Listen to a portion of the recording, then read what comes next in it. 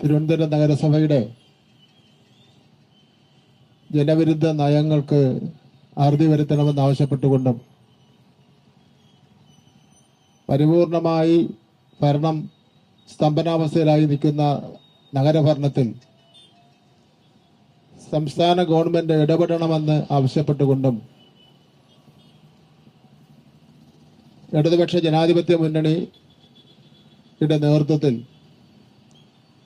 നഗരസഭയുടെ ആസ്ഥാനത്തും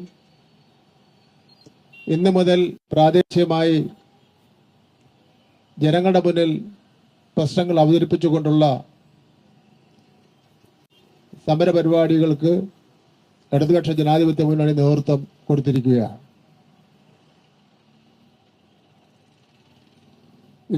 ഇക്കഴിഞ്ഞ കോർപ്പറേഷൻ തിരഞ്ഞെടുപ്പിൽ ഇടതുപക്ഷ ജനാധിപത്യ മുന്നണിക്ക് പരാജയം ഉണ്ടായി. ഞങ്ങളത് ആ പരാജയത്തെ അംഗീകരിക്കുന്നു. ഞങ്ങൾക്കുണ്ടായ പരാജയത്തെ സംബന്ധിച്ചിടത്തോളം ഞങ്ങൾ പരിശോധിക്കുന്നുണ്ട്. ഞങ്ങൾ തിരുത്തേണ്ട കാര്യങ്ങൾ തിരുത്തുകയും പരാജയപ്പെട്ടാലും ജനങ്ങളുടെ പ്രശ്നങ്ങൾക്ക് പരിഹാരം കാണുന്നതിന് വേണ്ടി ജനങ്ങളോടൊപ്പം നിന്ന് പ്രവർത്തിക്കുന്ന ഒരു പാരമ്പര്യമാണ് ഞങ്ങളെ സംബന്ധിച്ചിടത്തോളം ഉള്ളത്. ഭരണമുണ്ടെങ്കിലും ഭരണമില്ലെങ്കിലും ഞങ്ങളെല്ലാം ജനങ്ങളോടൊപ്പം നിന്ന് സാമൂഹിക രാഷ്ട്രീയ പ്രവർത്തനം നടത്തുന്നതാണ്. ഈ സായാഹ്ന ധർണയിൽ പങ്കെടുത്തിരിക്കുന്ന എല്ലാവരും തന്നെ പ്രത്യക്ഷമായും പരോക്ഷമായും തങ്ങൾ താമസിക്കുന്ന പ്രദേശത്തിന്റെ പ്രശ്നങ്ങൾക്ക് പരിഹാരം കാണുവാനും അതിൽ ഇടപെടുവാനും ബന്ധപ്പെട്ട അധികാര സ്ഥാനങ്ങളിൽ എത്തിക്കുന്നതിന് വേണ്ടിയുള്ള നിരന്തര പ്രവർത്തനങ്ങളും പോരാട്ടങ്ങളും നടത്തുന്നവരാണ്. ഇപ്പൊ താൽക്കാലികമായി ഉണ്ടായ ഒരു പരാജയത്തിന്റെ അടിസ്ഥാനത്തിൽ ഞങ്ങളാരും ഈ നാട് വിട്ടു പോകാൻ വേണ്ടി പോകുന്നില്ല. രാഷ്ട്രീയ പ്രവർത്തനം അവസാനിപ്പിക്കാൻ വേണ്ടി പോകുന്നില്ല. BJPയും RSSും മനസ്സിലാക്കിയിരിക്കണം, ഈ പരാജയത്തിൽ നിന്ന് ഞങ്ങൾ ഇതിനേക്കാൾ ശക്തിയോടുകൂടി ഞങ്ങൾ ഈ സമൂഹത്തിൽ ഉയർന്നെഴുന്നേക്കും എന്നുള്ള കാര്യത്തിൽ ഒരു തർക്കവും നിങ്ങൾക്ക് വേണ്ട എന്നുള്ള കാര്യം ഞാനിവിടെ സൂചിപ്പിക്കുവാൻ വേണ്ടി ഞാൻ ആഗ്രഹിക്കുകയാണ്. അതാണ് കേരളത്തിന്റെ ചരിത്രം, അതാണ് ഇന്ത്യയുടെ ചരിത്രം എന്ന് പറയുന്നത്. BJP ഇപ്പം ചെയ്തുകൊണ്ടിരിക്കുന്നത് എന്താ? പണാധിപത്യം രാജ്യത്ത് നടപ്പിലാക്കുകയാണ്. നമ്മളെല്ലാം ജനാധിപത്യത്തിന് വേണ്ടി നിൽക്കുമ്പോൾ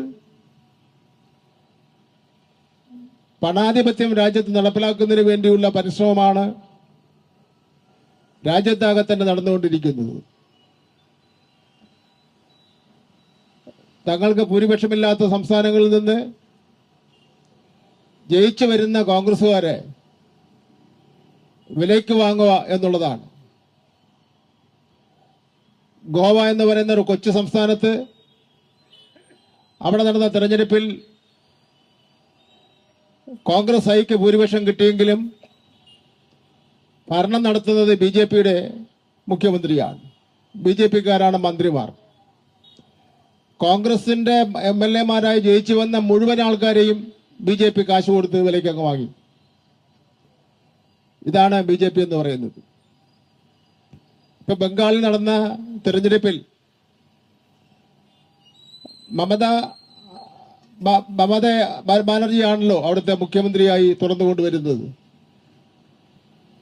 അവിടെ ഇപ്പൊ ഭരിക്കുന്നത് BJPയാണ്. അവിടെ കാശ് മാത്രമല്ല ഗുണ്ടായുസം കൂടെ കാണിച്ചുകൊണ്ടാണ് അധികാരത്തിൽ വന്നത്. ത്രിപുരയിൽ അങ്ങനെ തന്നെയാണ്. കേരളത്തിലും അങ്ങനെ അത് നടപ്പിലാക്കുന്നതിന് വേണ്ടിയുള്ള പരിശ്രമങ്ങളാണ് നേമത്തും കഴക്കൂട്ടത്തും ചെങ്ങന്നൂരടക്കം അവരൊക്കെ വിജയിക്കാൻ വേണ്ടി കഴിഞ്ഞിട്ടുള്ളത്. ഇവിടെ ഞങ്ങൾ ഉന്നയിക്കുന്നത് കാപ്പ കേസിലെ പ്രതിയായിട്ടുള്ള സുഗതനെ കൗൺസിലിൽ നിന്ന് ഒഴിവാക്കുക എന്നുള്ളത് നിയമപരമായി പാലിക്കേണ്ട ഒരു കാര്യമാണ്.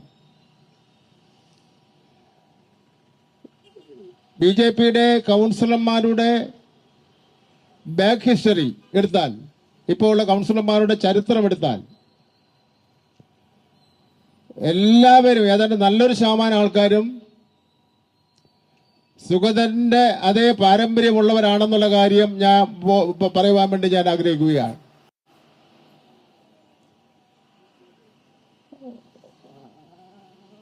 സുഗതൻ ആ വാർഡിൽ നിന്ന് ജയിച്ചത് എങ്ങനെ ഇവിടെ സൂചിപ്പിച്ചു.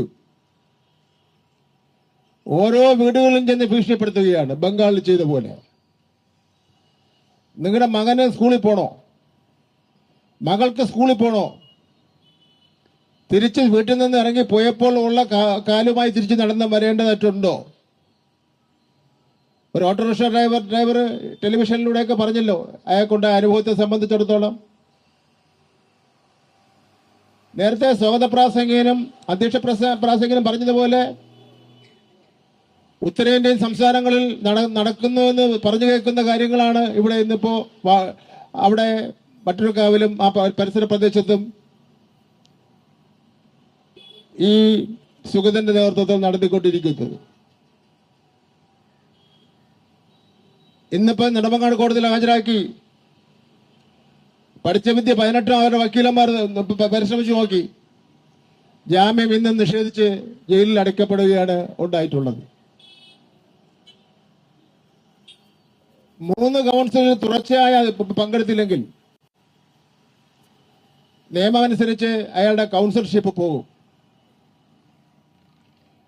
ഞാൻ തിരുവനന്തപുരം കോർപ്പറേഷനിലെ മേയറായിരുന്ന കാലഘട്ടം എന്ന് പറഞ്ഞത് 95-2000-ലാണ്. അന്ന് മുതലാണ് തുടർച്ചയായി 5 വർഷക്കാലത്തെ കാലാവധി മേയർക്ക് കിട്ടുന്നത്. 95 വരെ 1 വർഷ കാലാവധിയായിരുന്നു മേയർക്ക് ലഭിച്ചുകൊണ്ടിരുന്നത്. ആ 95-2000-ൽ തുടർച്ചയായി 3 കൗൺസിലിൽ പങ്കെടുക്കാത്തതിന്റെ പേരിൽ 2 പേരെ അന്ന് മേയറായിരുന്ന ഞാൻ പുറത്താക്കി. ഒരു കുന്നൂഴി വാർഡ് കൗൺസിലറെയും നമ്മളെ മുന്നണിയിലുണ്ടായിരുന്ന പിന്നെ കാലുമാറിപ്പോയ ഡെപ്യൂട്ടി മേയറും CPIയുടെ സതീശനെയും പുറത്താക്കി. 3 കൗൺസിലിൽ തുടർച്ചയായി വന്നില്ലെങ്കിൽ കോർപ്പറേഷൻ സെക്രട്ടറി അറ്റൻഡൻസ് പരിശോധിച്ച ശേഷം നോട്ടീസ് കൊടുക്കണം. നോട്ടീസ് കൊടുത്തതിന് ശേഷം ഒരു പ്രൊസീഡിങ്സ് ഇറക്കി കൗൺസിലിൽ നിന്ന് പുറത്താക്കുകയും ആ പ്രൊസീഡിങ്സിന്റെ ഉത്തരവിന്റെ കോപ്പി ഇലക്ഷൻ കമ്മീഷന് കൊടുക്കുകയും വേണം.